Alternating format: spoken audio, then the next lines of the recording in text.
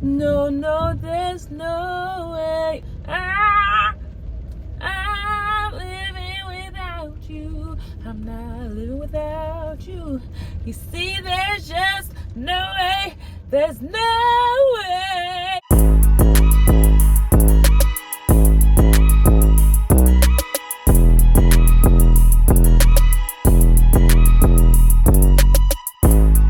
What's up, beautiful people? It's your girl Mercedes on the ones and twos.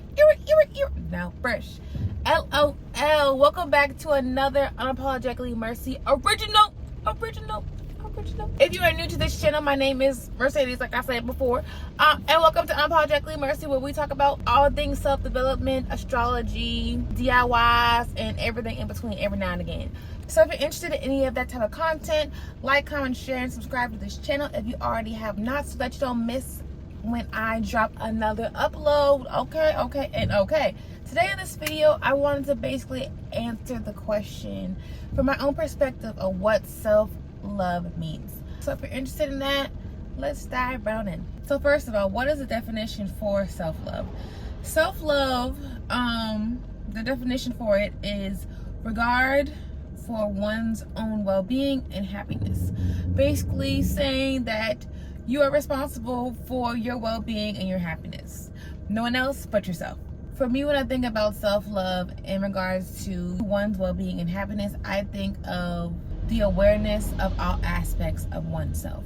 When I say all aspects of oneself, I'm saying the physical aspect, the spiritual aspect, the emotional, the mental aspect of oneself, and how one is taking care of all aspects of oneself.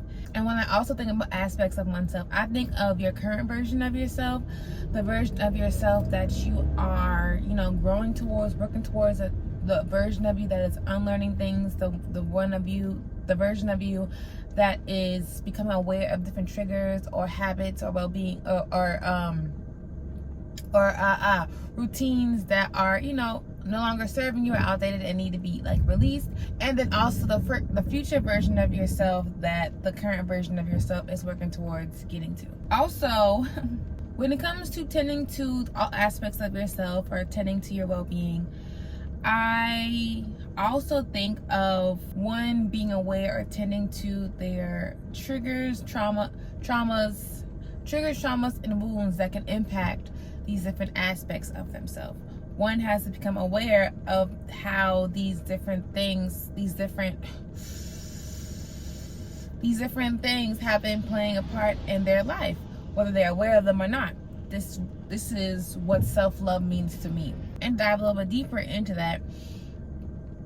Once one has become aware of these different traumas, wounds, and triggers, what is one doing in regards to problem solve these different things? Are we going to continue to allow them to have the power and control over our lives, or are we going to work to unlearn these things, to heal these things, to let go of these things that are obviously not bringing us happiness, are obviously not bringing us fulfillment, and try to adopt or figure out what needs to be added into our lives that will bring more peace of mind, that will bring more joy, that will bring more happiness. And in order to get to that peace of mind state and that happiness and joy state, one has to identify and become aware of the different things that are not serving them. If you don't take that time to become self-aware of these different things that are impacting your well-being, how do you expect to improve them? How do you expect them to change if you don't take the time to get to know yourself? So a big part of self-love is you becoming aware of all aspects of yourself, your whole well-being. So when you are thinking about your well-being and whatnot, not just your physical well-being, when your body is sick or whatnot, but listening to especially your spiritual, mental, and emotional. Those indicators impact your physical more than anything. Another thing that comes to mind for me when I think about what self-love means is one, allowing themselves to love all versions of themselves. Kind of what I talked about a little bit earlier. Loving the toxic, unhealed version of themselves, the ones that would allow certain people to treat them some type of way or think that was what they deserve. The version of themselves that is in the process of unlearning and healing and learning different things that will be better suited for the current version of themselves and where they want to be. But also, for you to figure out where you want to be, you got to sit down and ask yourself, where do you see yourself in 5 to 10 years? Where do you see yourself in 3 months? Where do you see yourself in a year? And asking yourself, in this current moment, am I feeling fulfilled? Am I feeling happy? And if not, what is contributing to that? What in my life, the people that's in my life, the environment that's in my life, the way that I talk to myself, what elements of my life are contributing to me not feeling satisfied and happy? And lastly, when I think about self-love, I think about, one, loving themselves despite how others see your value or your worth. So to experience self-love, if one has not been practicing self-love in their life up to this point, one should love all versions of themselves, especially the current version that they are. If you are in your unhealed version of yourself, that is the most critical version of yourself that you need to love, because this version of yourself has made a lot of mistakes, have gone through a lot of experiences, has experienced a lot of traumas, a lot of wounds that have not been resolved or dealt with or brought to the surface. And in order to heal those things, you have to forgive yourself for, forgive yourself for operating the way that you did. But you don't know what you don't know. So now that you know that this version of yourself is no longer serving you, this is when those unlearning things, that's when unlearning comes in. That's when learning new things comes into play. That's when changing your beliefs and your mindset comes into play. And especially learning to love yourself despite external validation of what other people think of you is very important, because when you decide to love yourself, let me say that one more time. When you decide to love yourself, all aspects, all versions of yourself, flaws and all, you take all your power back, take all your confidence back, and you're kind of like unstoppable. Because people can come in and out your life and that won't impact you. That won't say, this person didn't see my worth, didn't see my value, that means something is wrong with me. Nah, that's just them. They didn't see your worth, they didn't see your value, or they just weren't meant to come on the next chapter of your life. They might have been like a seasonal person. They serve their purpose in your life, in your growth journeys, and vice versa. And it's time to move forward and move on. So learning to love yourself, flaws and all, but especially loving that version of yourself, that unhealed, that unloved version of yourself, to get, as you are working towards getting to that version of yourself that loves all aspects of yourself, is very important and crucial to embarking on your self-love journey. Giving yourself the grace to grieve the version of yourself that has been moving the way that it has been moving for however many years, from all the conditioning from society or just from family, how you were raised, and regardless if it was serving you or not, grieving those elements of yourself, those aspects of yourself that have to come to an end, that are closing. That chapter of you, that version of you is closing.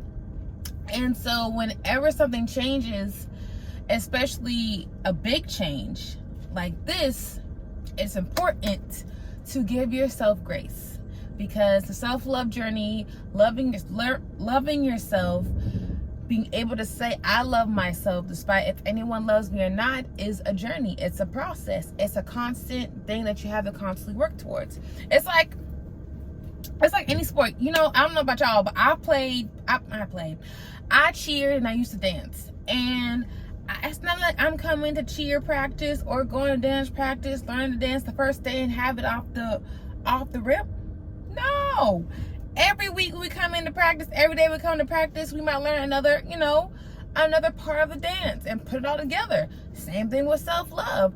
I'm gonna learn that this habit of me people pleasing others and not having boundaries is contributing to me not feeling fulfilled, me not feeling like I have purpose, me feeling like I don't have any worth or any value.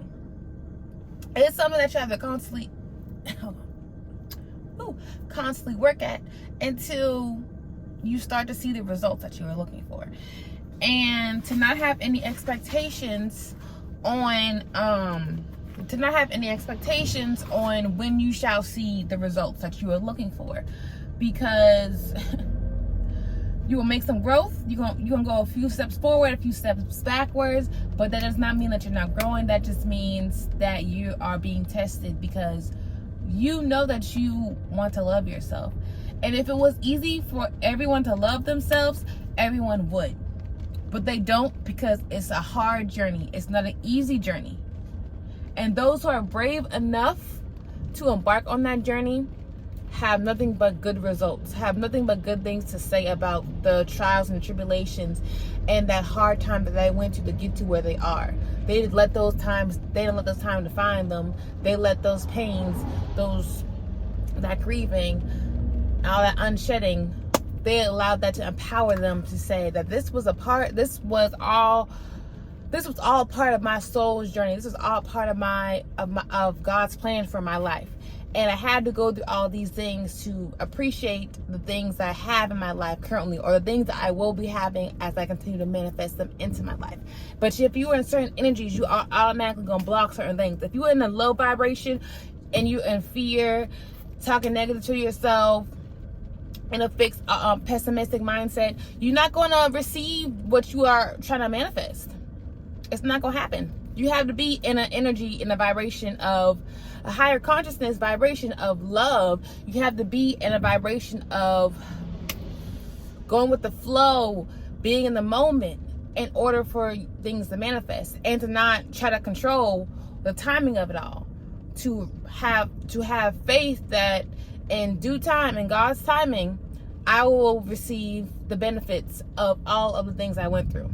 So, before I continue to go on a little tangent, a little spin, because baby, I can talk about this all day. But before I dive too deeper into the subject, I'ma just end that there. You know, if y'all want me to do like a part 2 to this, or if there's anything in regards to like the self-love journey, self-care, whatever that you want me to talk about, let me know in the comments down below. If you are someone that is looking to embark their self-love journey and unsure of where to start, you are tired of feeling unfulfilled, you are tired of feeling like you have no purpose, that you have no value, that you don't have any self-confidence, in the links down below, I will leave 2 freebies for you to check out.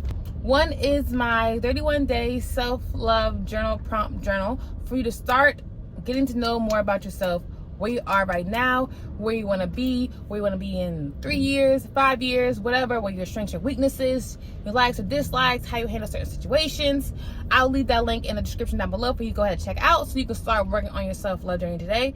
And I will also leave a link in the description for a free webinar on the Embrace Your Journey webinar, a 5-step roadmap to cultivating self-love, so that you can get the 5 pillars that are necessary for you to be successful in transforming your life.